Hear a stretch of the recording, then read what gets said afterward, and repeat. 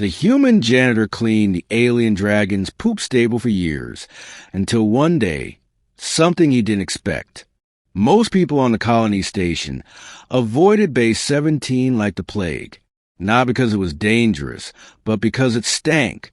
Years of ammonia-rich, sulfur-reeking waste had stained the walls. The air recyclers groaned from overwork.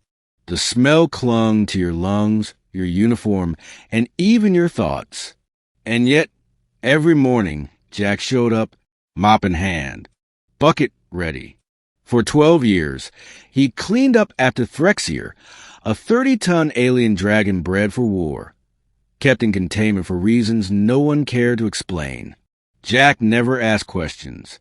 He just swept, sprayed, scraped, and muttered to himself. Maybe one day you'll say, "Thank you, lizard." Threxier would usually just huff smoke and flick his tail, nearly knocking over Jack's cleaning cart.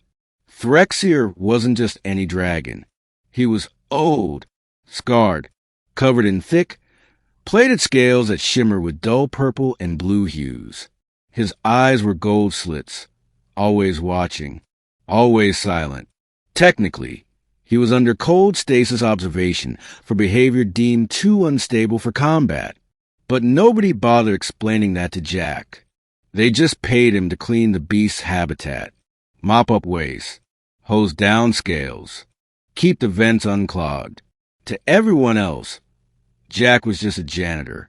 But to Threxier, Jack was the only one who stayed. On Jack's 12th anniversary at the station, something changed. He entered the chamber like usual, grumbling about the lack of hazard bonuses. When he saw it, no chains. The dragon was free.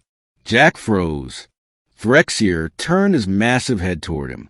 No guards. No barriers. No alarms.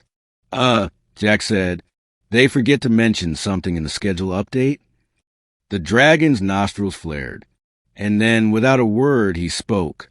Not with words, but with thoughts. Deep, rumbling, ancient. "You did not run." Jack nearly dropped his mop. "Wait, you can talk." "Always. I listened.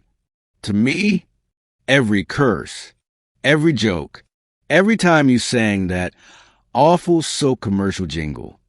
Jack blinked. "Wait, you heard me singing?" The dragon rumbled. "Was that laughter?" Jack stood in awe as Threxier stepped forward. For the first time in over a decade, he moved freely, not restrained.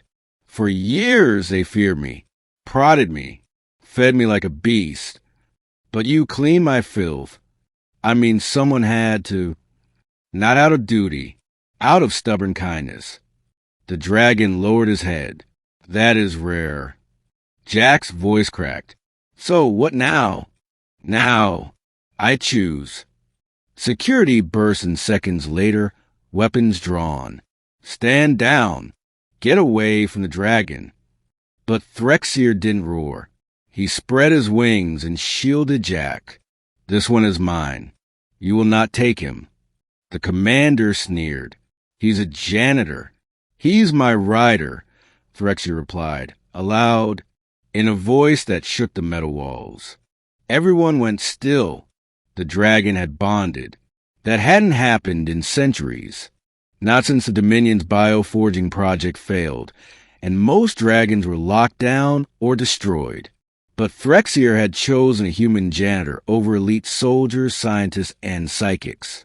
And by the ancient code of dragonkind, it meant everything. They tried to separate them. The officials claimed Jack was unqualified, that he was nothing. Threxier just stared them down, unblinking.